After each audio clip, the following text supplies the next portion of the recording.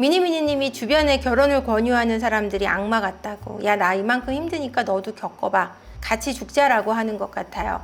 아니에요, 미니미니님. 저는 그전부터 계속해서 결혼이 좋다고 하는 사람이에요. 저는 제 남편과 지금은 함께 하지 않지만 남편과 결혼한 걸 후회하진 않아요. 남편과 함께 살아오면서 행복했던 20년을 감사하게 생각해요. 그 사람이 없었다면 이런 아이들을 저는 얻을 수 없었어요. 제가 무슨 자웅동체도 아니고 혼자 애를 어떻게 가졌겠어요.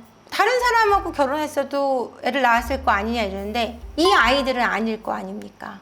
결혼 속에 굉장히 행복한 것들이 여러 번 많아요. 그것이 깨지기 전까지 행복했던 순간들을 후회하지 마세요. 아이가 없어도 그 사람하고 함께 있던 행복한 순간이 있잖아요. 그 순간이 지나갔다고 해서 없던 일이 되는 건 아니지 않을까요? 그러면 그걸로 감사하는 마음을 가지면 나는 행복할 수 있죠. 결혼을 해서 조금 자신을 내려놓고 희생할 마음이 있으면 조금 봉사하고 싶다. 희생까지는 아니어도 내가 이 사람을 위해 나를 조금 내어주고 절제하고 함께하는 행복을 위해 내가 홀로 갖는 행복에 대해서 조금은 절제해야 되겠다라는 마음만, 아주 많은 부분 말고 조금만, 그리고 그 조금을 내어줄 때 감사하는 마음이 있을 때 결혼 생활은 행복할 수 있어요.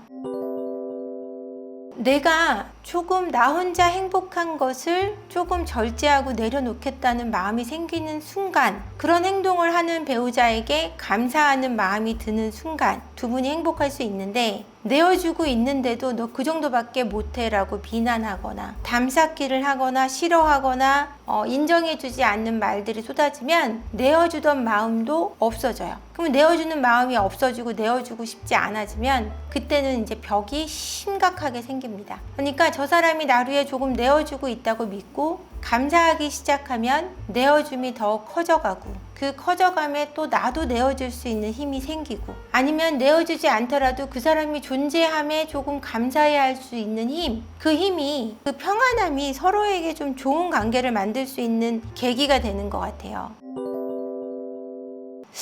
제 결혼 생활에 대해서 조금 말씀드리면, 저는 굉장히 경제적인 개념이 좀 시즌 초에는 확실했던 사람 같아요. 가계부를 정말 열심히 썼고요. 가계부를 쓰면서 남편을 굉장히 쥐어짰던 것 같아요.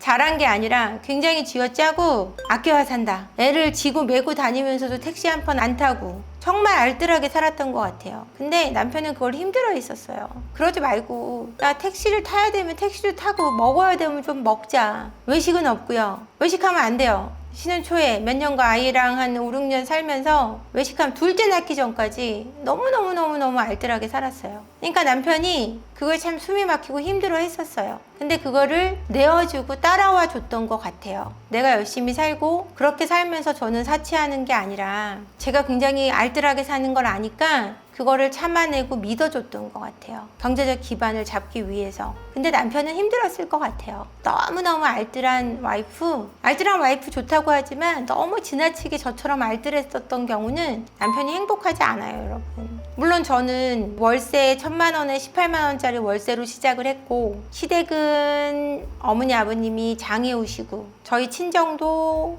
저도 흙수저고 이러니까 알뜰한 거 말고는 돈을 모을 수 있는 방법이 없었어요. 근데 그게 남편이 참 싫었을 텐데 그걸 다 받아줬던 것 같아요. 그래서 그런 거에 대해서 저는 서로 마음만 맞고 조금 힘들어도 저 사람이 행동하는 걸 조금 더 지지해 줄 수 있는 힘, 내가 갖고 있는 욕구, 이런 것들, 욕심 조금만 내려놓을 수 있는 힘을 가져도 그거에 감사해야 하고 살아간다면 저는 결혼이 나쁘다고 생각하지 않아요. 근데 어떤 결혼이 나쁘냐면 나를 주장만 하는 결혼들이 있어요. 제가 상담을 하다 보면 나만 주장하는 결혼. 야, 결혼했으면 이래야 되는 거 아니야. 결혼했으면 이래야 되는 거 아니야. 네가 이렇게 안 하니까 이런 문제가 생기고, 야, 우리가 반반 손해보지 않고 살아가야지. 근데 그렇게 손해보지 않을 거면 뭐하러 결혼을 하죠? 결혼은 조금 손해볼 힘이 있어야 돼요. 내가 손해봐도 괜찮아야 해요. 근데 결혼해서 죽어도 손해보고 싶지 않아 할 거면 결혼하지 마세요, 여러분. 나를 통해 저 사람을 행복하게 하고 싶어 하는 게 진짜 행복한 결혼이에요. 저 사람을 통해 내가 행복하려고 하면 인생이 괴로워요, 결혼 속에서. 근데 많은 분들이 결혼 전과 결혼 후가 어떻게 다르냐면, 결혼 전에는 저 사람을 행복하게 하면서 사랑받는 걸 기뻐하는데, 결혼 후에는 저 사람을 통해 내가 채워지면서 사랑받는 걸 기뻐하려고만 해요. 주는 거 없이 다 받으려고만 한다는 얘기를 해드리는 거예요. 그럼 불행해져요. 그래서 여러분, 이혼을 하고 싶다면 이혼을 한다 그래서 내 결혼 생활에 대해서 모두 후회하지 마세요. 이 상황이 온 거에 대해서 비참해하지 마세요. 그동안 행복했던 시간에 대해서 감사하고요. 이제는 그 상황이 아니어서 더 행복해지기 위한 선택을 하시는 거고, 그걸 위해서 여러분들이 자립할 수 있는 힘을 키우셔야 돼요. 경제적인 활동을 시작하시면서 조금 돈을 모아 가시거나 돈을 벌 수 있다는 사실을 확인하시는 것만으로 힘이 될 거고요. 그 힘과 동시에 정서적으로 독립할 수 있는 힘도 생길 거예요. 내 주변에 나를 좋아하는 사람도 많이 생길 거고, 일을 하다 보니 사람들을 만나다 보면 자신감도 올라가고, 그렇게 정서적으로 또 도움을 받고, 법률적인 지식도 조금 알고 계시면서 내가 행복해질 수 있는 방법을 찾으시는 건 나쁜 게 아닙니다. 구독과 좋아요 좀 부탁드릴게요. 그리고 알림 설정 해두시면 라이브를 할 때마다 알림 설정을 받으실 수 있어요. 오씨가 저는 잤냐 안 잤냐보다 거짓말하면서까지 그 남자를 만나러 다니는 게 더 나쁜 것 같음. 거짓말을 안 하고 어떻게 바람을 핍니까? 그 사람이랑 전혀 모텔은 안 가고 만나러 간다는 거짓말을 하고 그냥 PC방 가서 오락만 했으면 이렇게까지 화가 날까요? 소송이 될까요?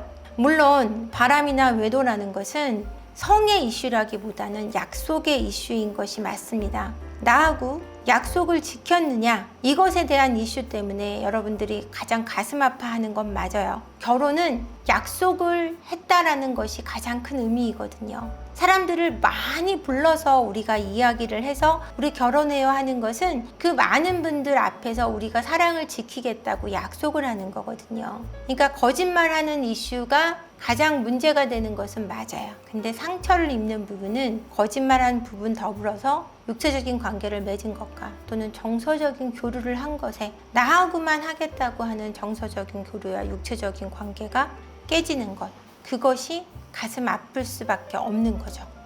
그래서 여러분, 이혼을 하고 싶은 분들은 일단 일을 시작하세요. 일을 하지 않았다면 제가 첫 번째로 이 세상에 태어나서 첫 번째로 잘한 일은 우리 큰 딸을 낳은 것, 우리 둘째 아들을 낳은 것, 두 번째로 잘한 일은 제가 일을 놓지 않은 것, 일을 포기하지 않고 끝까지 이를 악물고 어떤 어려움에도 눈물을 흘리면서 온갖 서러움을 받으면서도 제 일을 밀고 나간 것, 그거였어요.